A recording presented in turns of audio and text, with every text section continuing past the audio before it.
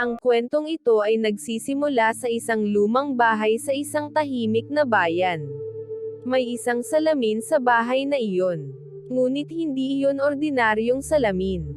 Ito ay isang pinto patungo sa ibang mundo.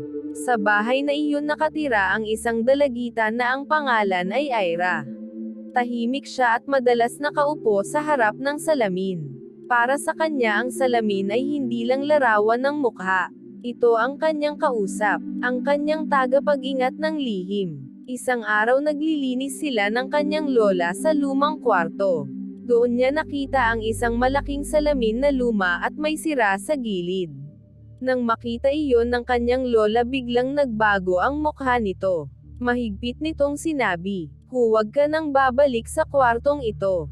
At huwag mo na huwag hahawakan ang salaming iyan." Ngunit pagsapit ng gabi, may narinig si Aira na mahinang boses. Parang iyak, na humihingi ng tulong. Unti-unti siyang lumapit sa silid na iyon. Tumayo sa harap ng salamin.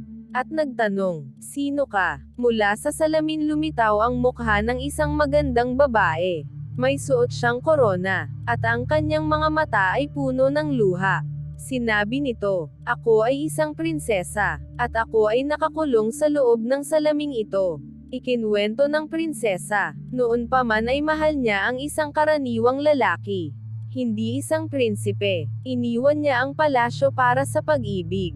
Ngunit isang mangkukulam ang nagalit sa kanya.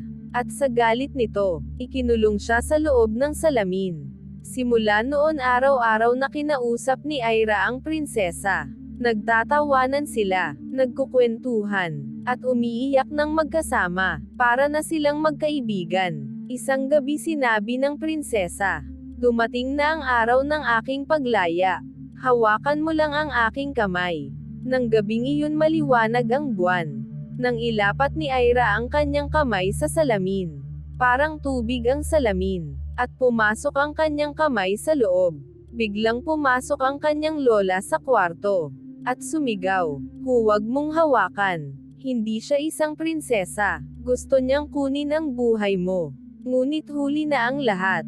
Nakangiti ang prinsesa, at sinabi, "Panahon ko na para makita ang tunay na mundo."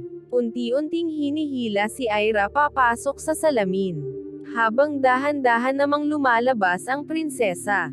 Nang tuluyang lumabas ang prinsesa, pareho na silang mukha, magkapareho. Kinabukasan may isang Aira na naglalakad sa bahay.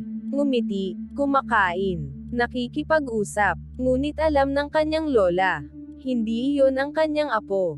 Tuwing gabi nagsisindi ng kandila ang matanda sa harap ng salamin.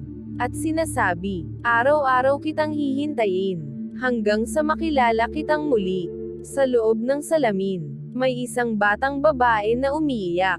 Sumisigaw ng tulong, ngunit wala nang nakakarinig. Doon na siya mananatili, habang sa labas, may ibang nabubuhay sa kanyang anyo. Kaya kapag ikaw ay tumingin sa salamin, huwag kang magtatagal, at kung may kumausap sa iyo, huwag kang sasagot, dahil baka, hindi ikaw ang nasa salamin, kundi, may iba.